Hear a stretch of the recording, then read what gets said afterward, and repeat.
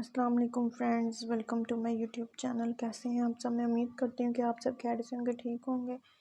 تو آج ہم ایک نیو ناول سٹارٹ کرنے جا رہے ہیں جس کا نام ہے کڑا ایس قلم اریج راؤ۔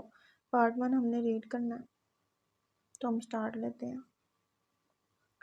باب اول، شہر عشق لاہور، ٹوٹے دل والوں کا نگر، وہ انا پرستوں کی وادی، وہ بے وفاؤں کا آشیانہ، وہ روتے دلوں پر ہنسنے بالوں کا گھر، وہ شہر محبت، وہ شہر عشق، وہی جسے تم لاہور کہتے ہو۔ رات کا پہلا پہر، چمکتی بجلی، بادلوں کے دل لرزا دینے والی گونج اور دھواں دار بارش، ایسے میں انسان اور حیوان دونوں ہی اپنے اپنے آشیانوں میں چھپے بیٹھے تھے۔ ہر طرف ہو کا عالم تھا، گویا روح زمین پر کوئی بستا ہی نہ ہو۔ کمزور تو کمزور، مضبوط اعصاب کے مالک بھی اس طوفانی موسم سے گھبرائے اپنے گھروں میں دب کے بیٹھے تھے۔ ایسے میں ایک 25 منزلہ بلند و بانگ عمارت کی سب سے اونچی منزل پر موجود 3 کمروں پر مشتمل ایک فلیٹ کا رخ کریں تو کھڑکی کے دونوں پٹ کھولے سرد طوفانی موسم سے لطف اندوز ہوتے، ایک وجوہ سیٹی کی دھن بجاتے، کانوں پر ہیڈ فونز لگائے، گود میں رکھے لیپ ٹاپ پر مسلسل ٹک ٹک کرنے میں مصروف تھا۔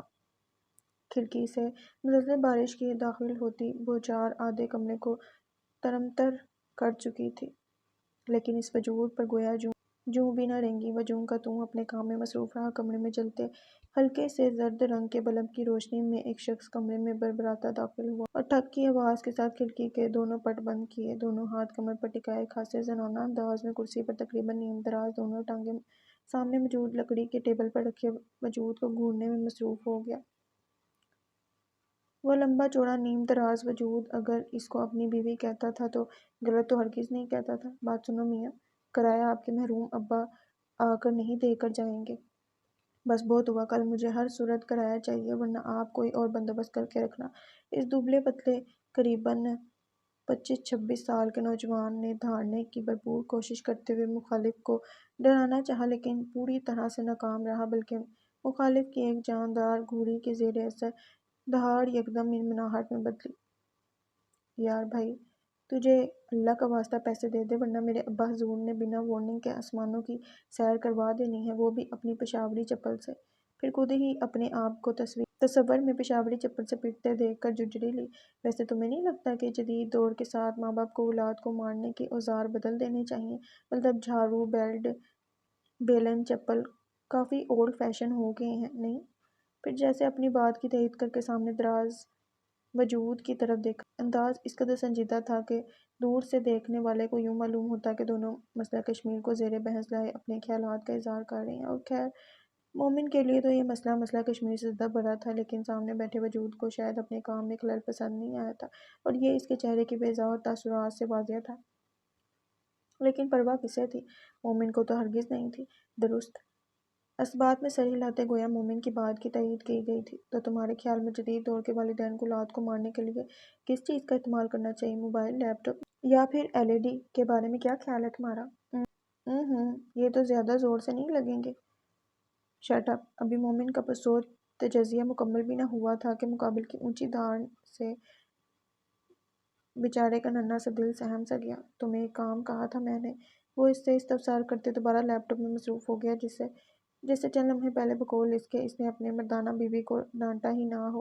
اور مومن بیچارہ جو آنکھیں میچے اپنے نازک دل پر ہاتھ رکھے اپنی دھڑکنوں کو معمول پر لانے کی کوشش کر رہا تھا، یکدم سنجیدہ ہوا۔ میں نے آج کا سارا دن لگائے تمہارا ڈیٹا بیس کھنگال ماری، لیکن اشفاق لاشاری نام کا کوئی شخص انسانوں کے ڈیٹا میں تو موجود نہیں، ہاں البتہ کسی اور مخلوق میں ہو تو معلوم نہیں۔ ویسے تمہیں یقین ہے کہ تمہیں صحیح نام اور انفارمیشن دی گئی ہے؟ یہ بھی تو ہو سکتا ہے کہ اس نام کا کوئی انسان ایگزسٹ ہی نہ کرے۔ اس سے پہلے کہ وہ اپنا جملہ مکمل کرتا، سامنے بیٹھے وجود نے لیپ ٹاپ کا رخ اس کی جانب کرتے اس کی کینچی کی مانی چلتی زبان کو بریک لگائی اور اس کو کیا ہی اچھا ہو اگر تم زبان کے بجائے دماغ کا استعمال کرنا شروع کر دو والی نظر سے دیکھا۔ لیکن مومن تو منہ کھولے بے حد حیرت سے لیپ ٹاپ کی ٹچ پیڈ پر انگلی مارے اشفاق لاشاری کی مکمل انفارمیشن پڑھنے میں مصروف تھا۔ بھلا ایسا کیسے ہو سکتا تھا کہ کوئی چیز مومن مراد کو نہ مل پائی ہو اور کوئی اور ڈھونڈ لے؟ لیکن وہ بھول گیا تھا کہ وہ کوئی اور ہیکنگ کی دنیا کا وہ مایہ ناز کھلاڑی تھا جو ٹھیک 55 سیکنڈ میں سامنے والے کا ماضی اور حال کھلی کتاب کی مانند کھول کر رکھ سکتا تھا۔ لوگ اسے کرامن کاتبین کے نام سے جانتے تھے اور اس نام کو سن کر وہ محض کاندھے اچکا دیتا تھا۔ اس کو خود کی تعریف پسند نہیں تھی۔ خیر، اور ہاں، مجھے تمہارے علاوہ کوئی غلط خبر نہیں دیتا۔ تمہارے علاوہ پر خاصا زور دیا گیا تھا۔ کیا میں نے تمہیں بتایا کہ ہیکنگ کے علاوہ وہ ایک اور کام کرنے میں بھی ماہر تھا، اور وہ کام تھا طنز کرنا۔ وہ منتقم مزاج بندہ تھا جسے معاف کرنے کی عادت نہیں تھی۔ ہاں، البتہ مومن مراد کے معاملے میں وہ اپنے اصول اکثر بدل دیا کرتا تھا۔ میں نے کہا نا، مومن اس کی بیوی کی جگہ تھا، اور سیانے کہتے ہیں بیوی کے آگے کوئی روب کام نہیں آتا۔ بس یہاں بھی کچھ یہی حال تھا، اور مومن نے بھی اس کی بیوی ہونے کا ثبوت دیتے منہ پھلائے اور پیر پٹک کر اپنی ناراضگی کا اظہار کیا تھا۔ حلوہ پوری اس کی ناراضگی کو سرے سے اگنور کرتے یوں بولا جیسے آگاہ کر رہا ہو۔ کیا مطلب؟ نروٹھے سے انداز میں پوچھا گیا تھا۔ صبح ناشتے میں حلوہ پوری کھانی ہے، لے آنا میرے اٹھنے سے پہلے۔ انداز کچھ ایسا تھا جیسے کسی زمانے میں بادشاہ اپنے غلام کو اپنا مینیو بتاتے ہوں گے۔ کیوں، آپ کے ابا کا ولیمہ ہے؟ یہ میرے ابا کا۔ خاصے سنجیدہ انداز میں سوال داغا گیا۔ تم نے بتایا نہیں انکل نے دوسری شادی کب کی؟ خیر، نئی ممی کی مبارکباد وصول کرو اور جاتے وقت دروازہ بند کرتے جانا۔ گویا اس کو دفع ہونے کا حکم سنایا گیا۔ حضور، اگر دوپہر 3 بجے لاہور کے کسی بازار سے حلوہ پوری ملتی ہوئی تو ضرور آپ کی خدمت میں پیش کریں گے۔ 3 بجے پر زور دیتے اس کی دیر سے اٹھنے پر چوٹ کی گئی تھی، لیکن مقابل کی مسلسل خاموشی سے ضد چوتے دروازہ ٹھا کی آواز کے ساتھ ہمارے کمرے سے نکلتا چلا گیا۔ خوشگوار بارش وجود نے سر اٹھا کر ایک نظر میں پورے کمرے کا جائزہ لیا، گویا کچھ ڈھونڈ رہا ہو، لیکن پھر اپنی گردن کو دائیں بائیں جھٹک کر دوبارہ لیپ ٹاپ میں مصروف ہو گیا۔ ابھی بہت کچھ باقی تھا کرنے کو۔ ہر طرف افراتفری کا عالم، کوئی جھاڑو لگانے میں مصروف نظر آتا تو کوئی فرش کو رگڑ رگڑ کر پانی سے صاف کرتا نظر آ رہا تھا۔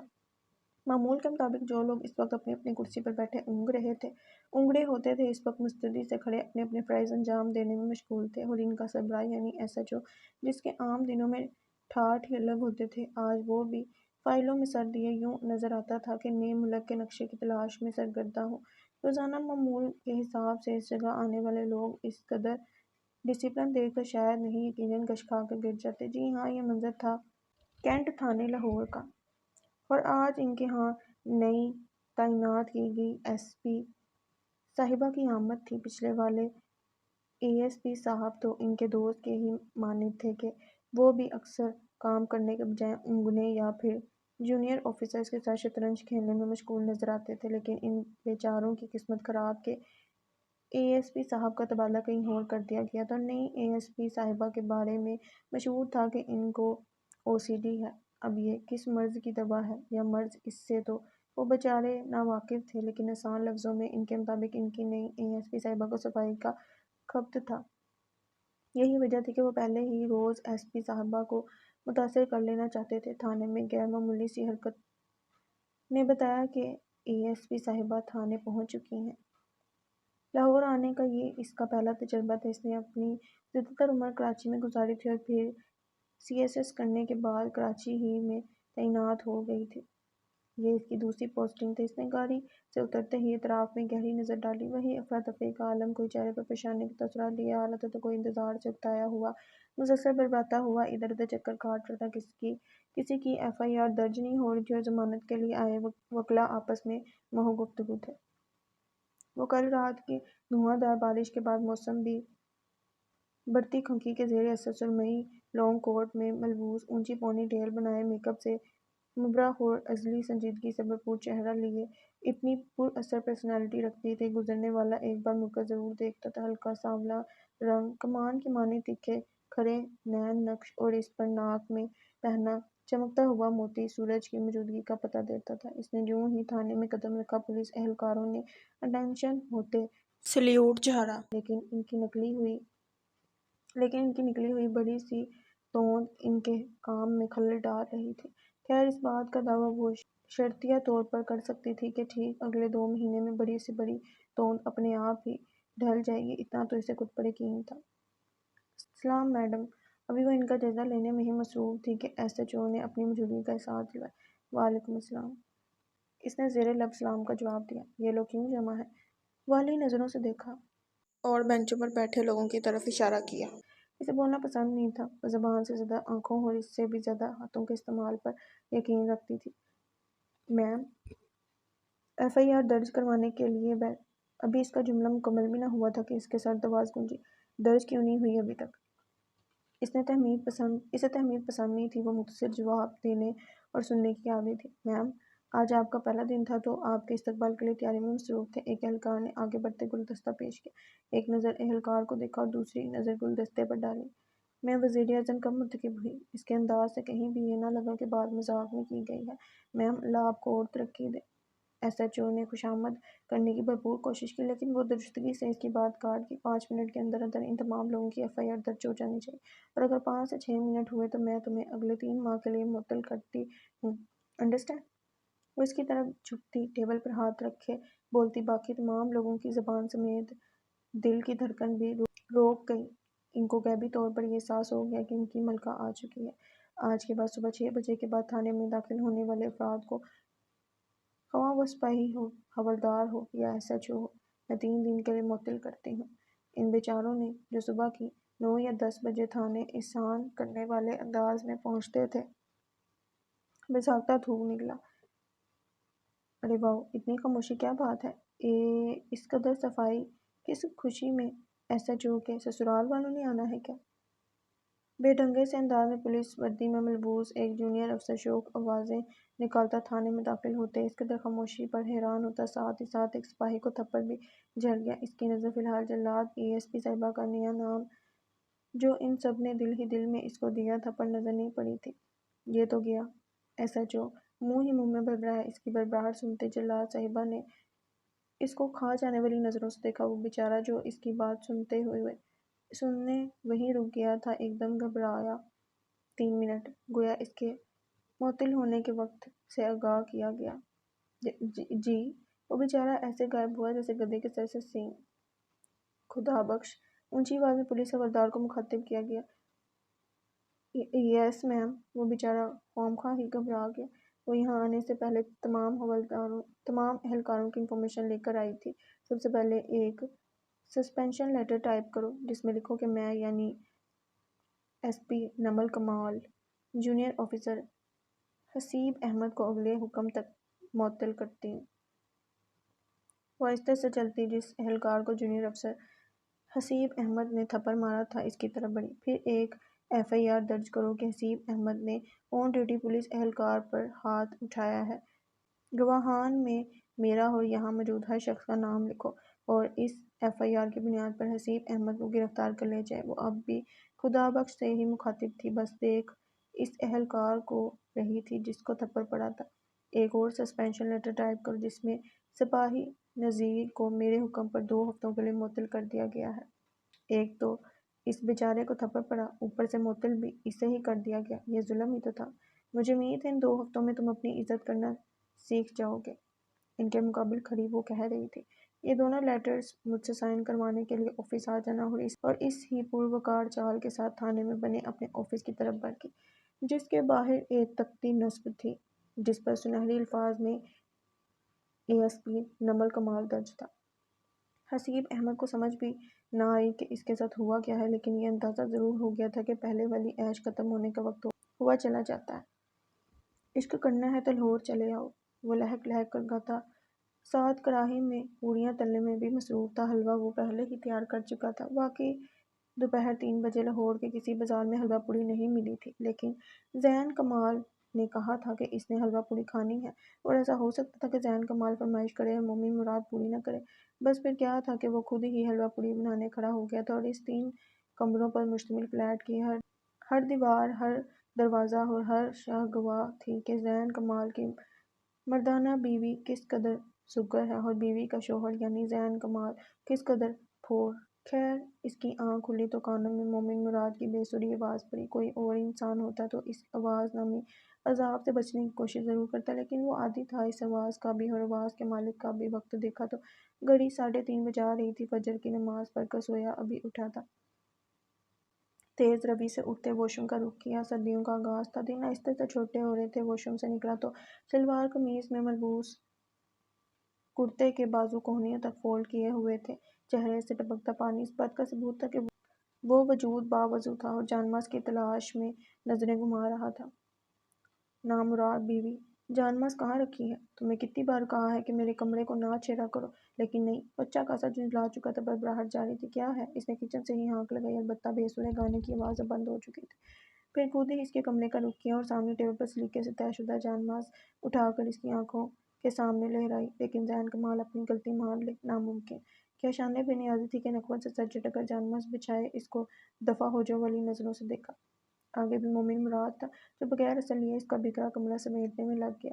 پرسکون ماحول میں ناشتہ کیا گیا۔ زین کمال کا ماننا تھا کہ تھوڑا کھاؤ لیکن اچھا کھاؤ، اور وہ تو مومن مراد کے ہاتھ کے بنے کھانوں کا دیوانہ تھا۔ بس زبان سے اظہار کرتے ہوئے تکلیف ہوتی تھی۔ کیسا تھا؟ ہمیشہ والا سوال پوچھا گیا۔ بس ٹھیک ہی تھا، اور ہمیشہ والا جواب بھی موصول ہوا۔ کہاں؟ اسے داخلی دروازے کی طرف جاتے دیکھ کر فکرمندانہ انداز میں سوال کیا گیا۔ سسرال! یک لفظی جواب اور مطلب دونوں ہی سمجھ چکے تھے۔ کپڑے وہ پہلے ہی بدل چکا تھا، اور فلیٹ کے چھوٹے سے مگر صاف ستھرے لاؤنج میں لگی پینٹنگز نے زین کمال کو نظروں سے اوجھل ہوتے دیکھا۔ وہ پرستائش اور ویل فرنشڈ آفس میں موجود لکڑی کے ٹیبل کے دوسری طرف پڑی روکنگ چیئر پر بیٹھی کھلی کھڑکی کے باہر کے مناظر دیکھنے میں مہو تھی، جہاں لاہور کی سڑکوں پر گویا گاڑیوں کا سیلاب امڑ آئے تھا۔ نظریں حرکت کرتی لاہور نامی چھوٹی سی دنیا پر ٹکائے سوچوں میں وہ کراچی میں موجود تھی۔ کراچی کے ایک صاف ستھرے علاقے میں نئی ہی عمارت کی گئی، نئی ہی تعمیر کی گئی ایک درمیانے طبقے کی سوسائٹی میں موجود ایک گھر جو اپنے سفید رنگ کی وجہ سے سب میں نمایاں دکھتا تھا۔ کراچی کی چنچلاتی دھوپ میں بھی سر اکڑائے کھڑے گھروں نے سفید گھر کے سامنے ایک پولیس جیپ کو رکتے ہوئے دیکھا۔ ڈرائیونگ سیٹ پر سے ایک باوردی پولیس اہلکار نیچے اترا۔ اس سے پہلے کہ وہ پیسنجر سیٹ پر بیٹھے وجود کے لیے دروازہ کھولتا، وجود اپنی مدد آپ کے تحت نیچے اترا۔ پیروں میں مکیر 5 انچ کی ہیل نے چیخ چیخ کر اس وجود کے صنفِ نازک ہونے کا اعلان کیا۔ اطراف میں کھڑے گھر نے بڑی بے صبری کے ساتھ آنے والے کا چہرہ دیکھنا چاہا۔ اٹھا سر جھکی نظریں، بوڑھے بالوں کی پونی ٹیل بنائے ڈریس پینٹ اور فارمل شرٹ میں ملبوس کوٹ گرمی کی شدت کے باعث بازو پر ڈالے۔ اے ایس پی نمبر کمال نے ایک لمحے کو ٹھہر کر گھر کے باہر نصب تختی پر درج کمال ہاؤس دیکھا، اور پھر سر جھٹک کر اسی اٹھے سر اور پروقار چال کے ساتھ گھر کے داخلی دروازے کی طرف بڑھ گئی۔ قطار میں بنے گھروں نے ان کو دیکھنے کی غرض سے جو سر جھکایا تھا، اسے نظروں سے اوجھل ہوتے دیکھ دوبارہ اکڑا لیا۔ تم کیوں جانا نہیں چاہتی وہاں؟ کالے چمڑے کی 3 سیٹر صوفے پر بڑا جوان باروب سی شخصیت کے مالک، جن کی عمر تقریباً 70-72 سال ہوگی، لیکن روزانہ ایکسرسائز کرنے اور ڈائٹ فوڈ لینے کے باعث دیکھنے والے کو ان کی عمر 50 کے قریب ہی لگتی تھی۔ شخص نے سنجیدگی سے سوال کیا، بھلا ان کے درمیان مذاق کا کیا کام؟ میں یہیں ٹھیک ہوں ابا، اور آپ جانتے تو ہیں کہ میں مشکل سے ہی کسی جگہ پوری طرح سے سیٹ ہوتی ہوں۔ کس کو وضاحت دے رہی ہو؟ مجھے یا خود کو؟ میں وضاحت کیوں دوں گی ابا؟ کیونکہ تمہیں اس کا سامنا کرنے سے خوف آتا ہے، دو بدو جواب دیا گیا۔ واللہ! اس قدر صاف گوئی کے سامنے بیٹھے وجود کا ہاتھ کانچ کی کیٹل سے کپ میں چائے انڈیلتے بے ساختہ کپکپایا، لیکن وہ خود کو بروقت سنبھال چکی تھی۔ چھلک جانے والی چائے کو ٹشو سے صاف کرتے ٹشو کو ڈسٹ بن کی نظر کیا اور چائے کا کپ شاہد کمال کی طرف بڑھایا۔ اس بیچ ان کے درمیان مکمل خاموشی چھائی رہی۔ کیا ہم کوئی اور بات نہیں کر سکتے؟ لہجے میں دنیا جہاں کی یاسیت سمٹ آئی تھی۔ بہتر۔ کب نکلنا ہے پھر؟ موو آرڈرز آتے ہی نکل جاؤں گی۔ میرے پاس کچھ سامان ہے، پہنچانا ہے کسی کو لاہور میں۔ بات ادھوری چھوڑ دی گئی تھی۔ میں لے جاؤں گی، آپ بتا دیجیے گا کس پتے پر پہنچانا ہے۔ وہ خود ہی لے جائے گا۔ اس نے چائے کا آخری گھونٹ پڑتے خالی کپ میز پر رکھ دیا، انداز ایسا تھا کہ میں بس نکلتی ہوں۔ اکرام ادا یہ ٹرے لے جائیں۔ ملازم کو مخاطب کرتے صوفے سے کھڑی ہوئی، پرس کی اسٹریپ کندھے پر ڈالی اور ابا پر ایک الوداعی نظر ڈالی۔ جاتے ہوئے مل کر جاؤ گی نا؟ انہوں نے اس کے ساتھ ہی باہر قدم بڑھائے۔ جی ابا۔ چھوٹا سا دالان پار کر کے داخلی دروازے پر پہنچتے ہی وہ رک گئے۔ اپنا خیال رکھیے گا ابا۔ سفید گھر کے مالک شاہد کمال کو مسکرا کر تکتے ایک دراز قد وجود کو دیکھنے کی غرض سے آس پاس بنے گھروں نے ایک بار پھر سر جھکایا۔ اللہ کی امان میں، انہوں نے کہا، اور وہ نظریں جھکائے سر اٹھائے جیپ میں سوار ہوتی کچھ ہی دیر میں نظروں سے اوجھل ہوتی گئی۔ گھروں نے ایک بار پھر گردنیں اکڑا لیں۔ فی امان اللہ۔ وہ زیر رب بولتے اپنا فون نکالے، ایک نمبر پر ایک میسج لکھتے گھر کا رخ کر گئے۔ انگلیوں کی حرکت بتا رہی تھی کہ انہوں نے ڈن لکھ کر ایک نمبر پر پیغام ارسال کیا ہے۔ وہ بھی لاہور کے بے تحاشا لیکن کراچی سے کم ٹریفک پر نظریں جمائے اپنے اور ابا کے بیچ ہونے والی ملاقات کے بارے میں سوچ رہی تھی کہ دروازہ ٹھٹکنے کی آواز نے سوچوں میں خلل ڈالا۔ آ جائیں مادام، یہ دستک۔ خدا بخش 2 سفید ورق لیے اس طرف آیا۔ جا سکتے ہو تم کتاب دستخط کروا کر۔ اور کاغذ لے لینے کے بعد بھی اس کو وہیں کھڑے دیکھ کر گویا حکم سنایا گیا تھا۔ مدام وہ باہر۔ ابھی جملہ مکمل بھی نہ ہوا تھا کہ براؤن جینز پر سفید شرٹ اور سفید ہی جوگرز پیروں پر چڑھائے ایک شخص کمرے میں داخل ہوا۔ دروازہ بند کرتے جانا خدا بخش۔ انداز خاصا مالکانہ تھا اور خدا بخش بھی خاموشی سے حکم بجا لاتا دروازے کی طرف بڑھ گیا۔ میری بیوی کہتی ہے کہ عشق کرنا ہے تو لاہور چلے آؤ۔ تو تم عشق کرنے آئی ہو یا پھر؟ ابا کے آخری اطلاعات کے مطابق تمہاری کوئی بیوی نہیں تھی۔ یہ راتوں رات بیوی کہاں سے ڈاؤن لوڈ کر لی؟ میرے سوال کا جواب نہیں دیا۔ اس کی بیوی والی بات کو یوں اگنور کیا گویا سنا ہی نہ ہو۔ سوال تم نے پوچھا میں عشق کرنے آئی ہوں یا نہیں، کیا معلوم؟ میں کرنے نہیں کروانے آئی ہوں۔ کیا استفہامیہ انداز اپنایا گیا؟ عشق کون نہ مر مٹے اس انداز اتوار پر۔ اگر وہ خود پسند تھی تو غلط تو نہیں تھی، اس کا خود پسند ہونا بنتا تھا۔ زین کمال کے دل نے اعتراف کیا۔ کیا معلوم کوئی بہت پہلے ہی یہ روک پال چکا ہو۔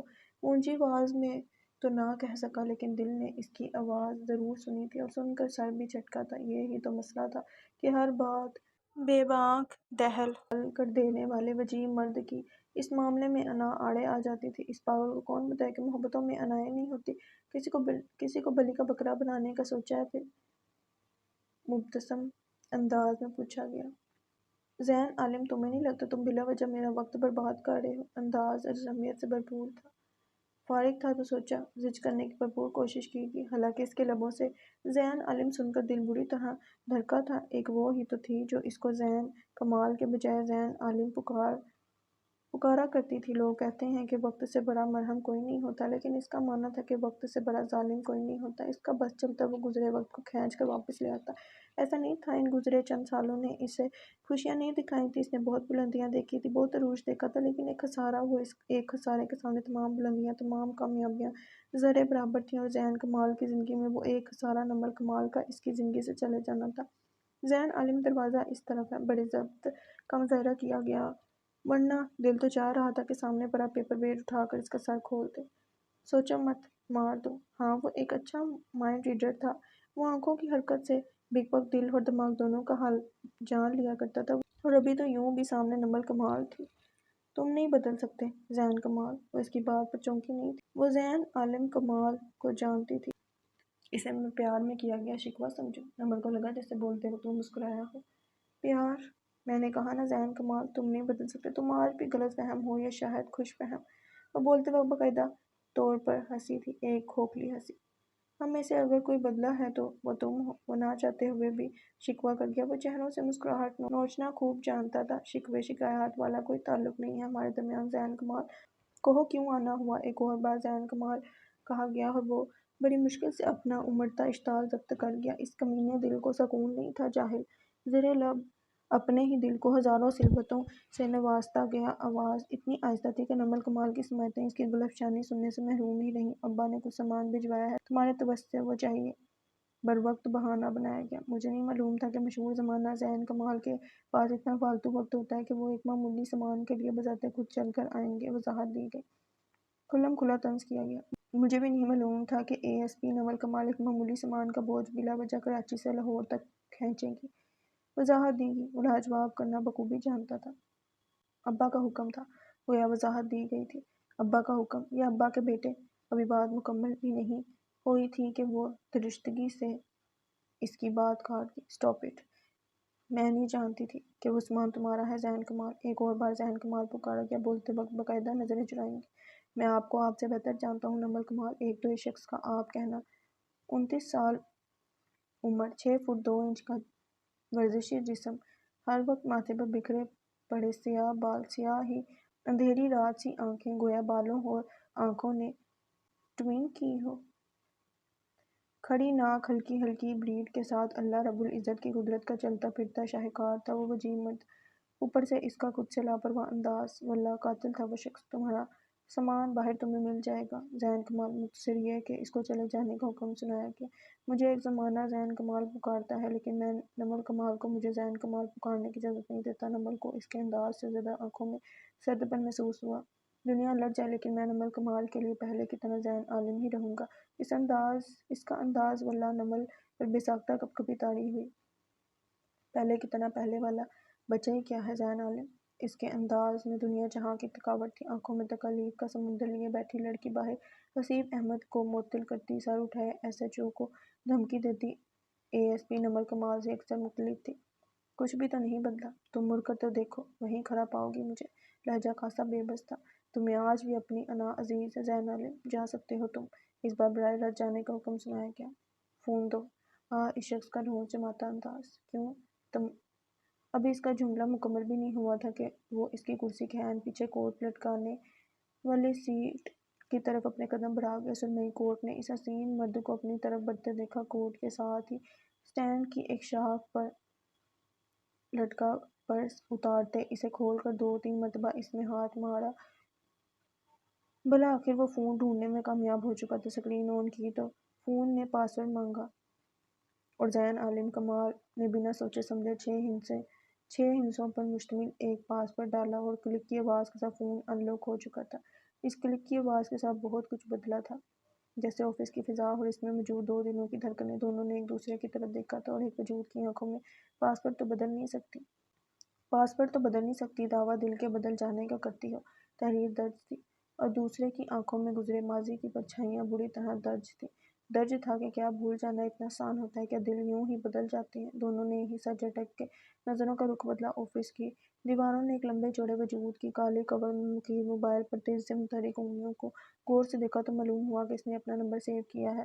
پھر اس کے فون سے اپنے فون پر ایک مس کال کی اور فون لکڑی کے ٹیبل پر رکھتے پرس واپس لٹکا دیا۔ میں بلاک کر دوں گی تمہیں۔ میں گھڑی کا ٹائم رکھ کر 40 سیکنڈ میں میلوں کی دوری سے ہی ان بلاک کر دوں گا۔ اپنے ہیکنگ سکل کا اشتہار لگایا گیا۔ ہاں، تم بدنام زمانہ ہیکر جو ٹھہرے۔ بول کر سر جھٹکا۔ بدنام اگر ہوں گے تو کیا نام نہ ہوگا اے ایس پی صاحبہ؟ اچھا خاصا شاعرانہ انداز تھا۔ اس سب کا مقصد وہ جیسے اس شخص سے بیزار آ چکی تھی۔ میاں شہر ہے کوئی مسئلہ؟ میں اپنا خیال رکھنا جانتی ہوں۔ Thanks for your concern. ایک بار پھر بات کاٹی گئی۔ وہ نمل کمال تھی جو زین عالم کی بات کاٹ گئی تھی۔ یہ گستاخی کوئی اور کرتا تو وہ اس کو بات کاٹنے کی سزا زبان کاٹ کر دیتا۔ تم پورے لاہور کا بخوبی خیال رکھو گی، میں جانتا ہوں، لیکن تم آج بھی اپنا خیال نہیں رکھ سکتی۔ فی امان اللہ۔ ایک نظر اس پر ڈال کر وہ دروازے کی طرف بڑھ گیا تھا، کچھ پل کے لیے رکا اور پھر نکلتا چلا گیا۔ ٹھیک ہے تو کہہ گیا تھا وہ، اپنا خیال رکھنا کہاں آتا تھا اسے؟ وہ ایک بار پھر ان گنت سوچوں میں غلطان ہو چکی تھی، اور اس کے موبائل پر کھلی کال ہسٹری میں سب سے اوپر چمکتے نمبر کے اوپر لکھے یہ نام منقم مزاج ہیکر کی چمک مدھم ہوتی گئی۔